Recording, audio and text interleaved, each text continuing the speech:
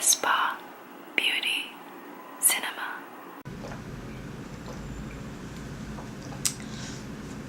I drink a lot of water. So it's a Wednesday afternoon here in New York City. It's been a dreary day, kind of raining on and off for the whole afternoon. It's definitely fall. It's no longer summer. Even though it's not too cold, but just the energy of the street just resonates fall. I wanted to talk today about so many things. I was at work thinking about so many things I could talk about, but I just wanted to talk about, my life in New York. So I've lived here for about 10 years now. The reason why I moved here, it's pretty arbitrary. I went to school in Philly, and I used to be a figure model for a figure drawing class in college, and I met this old man who was a retired, I think he was like a banker or some sort of corporate guy who had reached the top of his career, on top of his profession, and was retired and doing all these fun things, traveling around in Africa with his wife and all that. And he and I were talking after class, even though it sounds kind of sketchy, dodgy, it really wasn't. But you could tell there was so much joy in his face, joy in his life. And I told him I was studying in the States. This was in Japan, in Tokyo. And this guy was like, oh, if you ever have a chance to live in New York, you should give yourself that for a year.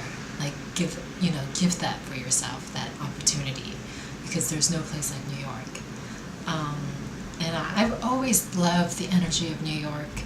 My favorite film growing up, this film that really influenced me, was this film called Basquiat by Julian Schnabel, which I saw in middle school. I was so inspired that a place like that exists downtown. That grittiness, that accessibility, that's the diversity, the creativity, the art, the music, the fashion, and I've always had that in the back of my mind. But when this guy told me, give it a thought, give New York a chance, I think those two kind of came together in the molecular level, and I decided to do it. And I moved to New York, and I actually got a very well-paid a gig right after college, and I guess if I stuck with that, my life would have taken a different course. But I feel like, knowing myself, I would not have chosen that path. I would have chosen the more, I don't know what this road I've chosen is, but it's got a lot of luck, lots of mistakes, lots of experimentation, lots of kind of diversifying what I could do with my talents. And kind of trying new things and never feeling like it's too late. And that's sort of the reminder I get in living in New York, even after 10 years, that things are still possible. And I see people way older than me, like my parents' generation, still experimenting and still trying new things, trying new art forms, there's just that openness and access, and that's why I choose to live in New York. I always come back to photography, and I always meet people through photography, partially because I don't meet people otherwise. I tend to be an introvert. I don't really go out seeking, I don't know, connections with people without the use of photography. So I would say most of my friendships, job offers, not just related to photography, that all somehow came through photography. And I think if, my relation to photography allows me to connect to other people, and in an open way, in a more open way than I would otherwise, because, as I said, I'm not that outgoing without my camera, but once I have my camera, there you go.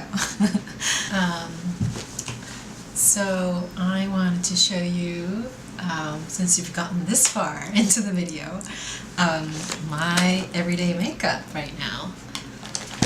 So, every season, my look changes a little bit. I am using, so I got, this is all lipstick from Maybelline that I got for free. So if anybody wants, message me, because I got it. Whatever you need, I got it. And I've been using number 656 Clay Crush, and it's kind of a nice pink, soft pink, and it glides on really well. Smooth, it's light. I don't feel this lipstick heaviness, and it tastes good too. It's kind of sweet. And Maybelline is one of those brands where it's got such a huge history, and it's such a huge company that they've figured out how to make good quality things for drugstore prices. So, not everyone can afford Tom Ford, Tom Ford and Chanel and stuff. But you can get good stuff for cheap. Another thing that Maybelline gave me is a mascara, Lash Sensational, which I'm wearing. I can show you. It comes with a little rounded brush, so it's easier on the application. Voila. And for brows, I've been using It Cosmetics Brow Powder, which is powder in a pencil form, and then I think Anastasia Clear Brow Gel, which sort of perks up your eyebrows and gives it a little bit of shine, which I like.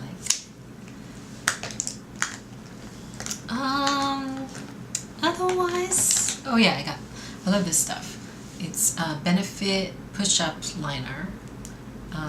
Very easy to use. It's sort of like a gel in a pencil form, and you kind of dial it up to get the ink out, and it lasts all day. What else? Oh yeah, Smashbox for my general bronzing, contouring, and I think that might be it. Yeah, that's my fall look. Anyway, I hope you find your passion, your vocation, your work, your intention in living in this tough world, because being a kid is tough, but being an adult is super tough. Balancing everything is impossible, but you know, you gotta somehow keep on surviving. And I think life gets easier when when you have a specific intention and a goal. Not even a goal, but just an intention of how you want to carry yourself. And for me, I'm on a path that I'm not sure where my current path will lead me, but I feel like first and foremost my connection to photography is something that allows me to open doors, connect with people, see more beauty, express myself, and communicate better. And that's something I've always needed and wanted more of. So whatever it is to you, hope you treasure it, hope you water that seed and let it blossom. So thanks for watching. I'll see you soon.